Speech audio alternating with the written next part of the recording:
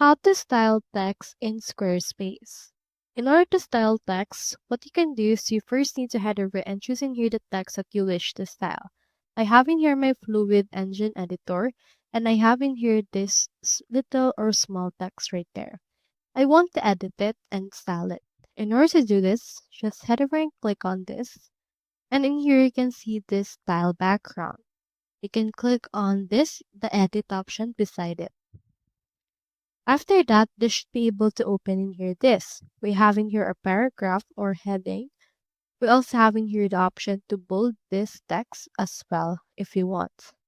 For example, select everything, bold or italicize. You can also highlight it if you want. For example, let's highlight it and bring this to front, and you can also add animation based on this.